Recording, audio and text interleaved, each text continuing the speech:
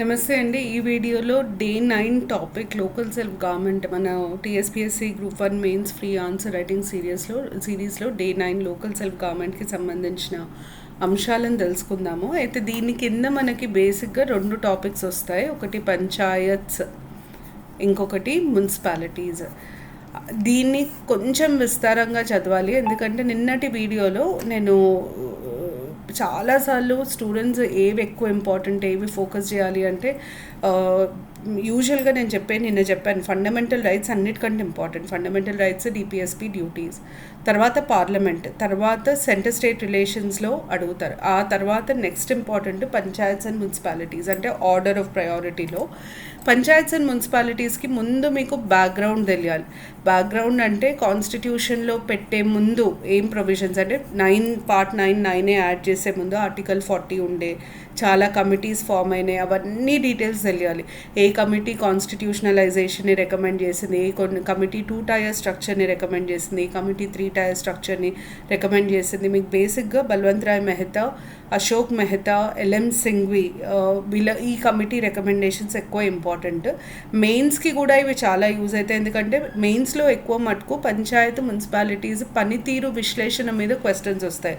అంటే working of panchayats and municipalities మీద 3 F's లేవు అని అంటారు.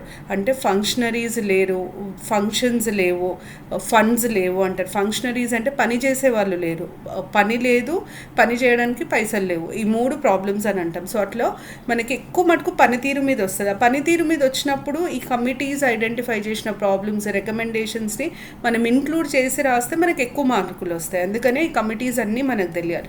సో ఫస్ట్ బ్యాక్గ్రౌండ్లో కమిటీస్, కమ్యూనిటీ డెవలప్మెంట్ ప్రోగ్రామ్ నుండి అన్నీ తెలియాలి.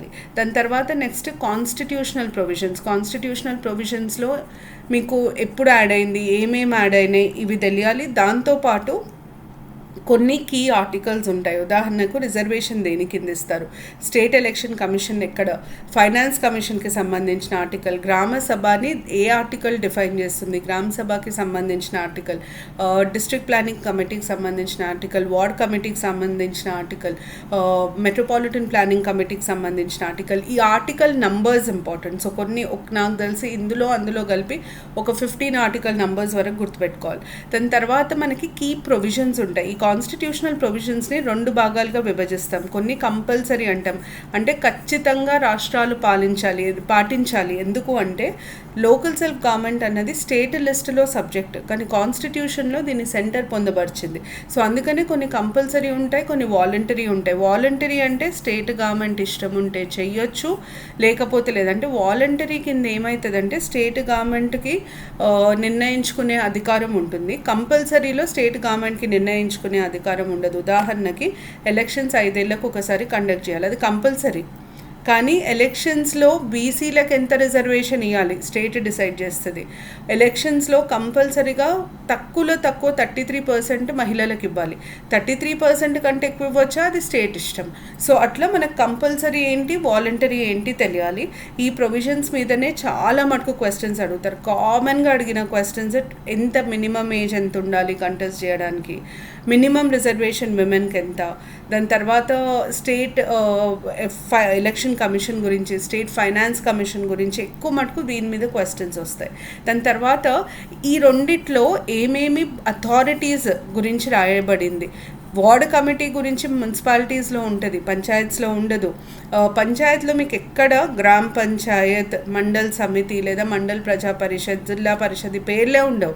Panchayat at village level, Panchayat at intermediary level, Panchayat at జిల్లా లెవెల్.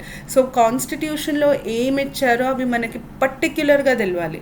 అదే మున్సిపాలిటీస్లో మాత్రం కంపల్సరీగా మున్సిపల్ కార్పొరేషన్, మున్సిపల్ కౌన్సిల్ ఇవి ఇచ్చుంటారు. దాని తర్వాత ఇంకొకటి ఏంటంటే ఏ అథారిటీస్ రెండిట్లో ఉంటాయి. ఇప్పుడు ఉదాహరణకి ఎలక్షన్ కమిషన్, ఫైనాన్స్ కమిషన్ రెండిట్లో పార్ట్ 9లో చెప్తారు, పార్ట్ 9Aలో చెప్తారు. కానీ district planning committee, ward committee ఇవి ఉట్టి 9Aలో ఉంటాయి. పంచాయత్స్కి వచ్చేసరికి గ్రామ సభ ఉట్టి పంచాయత్స్లోనే ఉంటుంది. అట్లా మనకి ఆ డిఫరెన్సెస్ తెలియాలి.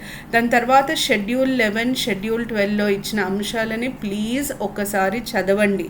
ఆ అంశాలు కనీసం ఏముంటాయి అన్నది మనం ఒక 4-5 సార్లు చదివితే కరెక్ట్ అదే వర్డింగ్ గుర్తుపెట్టుకునే అవసరం లేదు, కానీ మనకు గుర్తుంటే చాలు, ఎందుకంటే బ్రాడ్ బేస్డ్ క్వశ్చన్స్, ఎడ్యుకేషన్కి రిలేటెడ్ అంశాలు ఎందులో ఉన్నాయి, విమెన్ వెల్ఫేర్కి రిలేటెడ్, సీనియర్ సిటిజన్స్కి రిలేటెడ్ అట్లా అడిగినప్పుడు ఇవి మీకు పనికొస్తాయి. ఇది మీరు ప్రిలిమ్స్ పర్స్పెక్టివ్లో. ఇప్పుడు మెయిన్స్కి వద్దాం. మెయిన్స్లో నేను ఇంతకుముందు చెప్పినట్టు పంచాయత్ మున్సిపాలిటీస్ వర్కింగ్, వాటి పనితీరులో ఉన్న సమస్యలు ఇప్పటివరకు అచీవ్ చేసింది దాని మీదనే 90% ఫోకస్ ఉంటుంది. అంటే ఎట్లా పనిచేస్తున్నాయి, ఎక్కడెక్కడ ప్రాబ్లమ్స్ ఉన్నాయి, ఆ ప్రాబ్లమ్స్ని ఎట్లా అధిగమించవచ్చు, రిజర్వేషన్ ఎంతవరకు రాజకీయ సాధికారత, పొలిటికల్ ఎంపవర్మెంట్ ఆఫ్ విమెన్కి ఎంతవరకు కాంట్రిబ్యూట్ చేసింది, పంచాయత్స్లో విమెన్ రిజర్వేషన్ ఎట్లా పనిచేసింది అన్నది ఒక హాట్ క్వశ్చన్. ఎందుకు అంటే మనకి ఇప్పుడు women's reservation assemblies and Lok Sabha approve అయింది కాబట్టి అడిగే ఛాన్సెస్ ఉంటే ఆ క్వశ్చన్ని మీరు నమ్మరు, తిప్పి అన్ని ఎగ్జామ్స్లో అడిగారు. సో ఈ వర్కింగ్ మీద ఎక్కువ ఫోకస్ చేయాలి. అందుకనే నేను కమిటీ రిపోర్ట్స్ చాలా బాగా చదవాలి అని అన్నాను. ఈ వర్కింగ్లో కాంటెంపరీ అంటే కొత్తగా ఏమైనా సమస్యలు ఉత్పన్నమై ఉంటే ఆ సమస్యల మీద కూడా మనకు ఒక అవగాహన ఉండాలి. ఇంకొకటి, లోకల్ సెల్ఫ్ గవర్నమెంట్ మీకు గవర్నెన్స్లో ఒక చాలా ముఖ్యమైన భాగం. దాంట్లో మీరు తెలంగాణ పంచాయత్ రాజ్ యాక్ట్లోంచి కొన్ని అంశాలు చదవాల్సి ఉంటుంది. అది గవర్నెన్స్లో వస్తుంది. నేను అందుకనే దాని మీద ఇప్పుడు స్ట్రెస్ చేయను. పాలిటీ వరకే లోకల్ సెల్ఫ్ గవర్నమెంట్ మీద క్వశ్చన్ అడుగుతాను. సో ఇది మీరు లోకల్ సెల్ఫ్ గవర్నమెంట్కి సంబంధించి చదవాల్సిన అంశాలు. Thank you.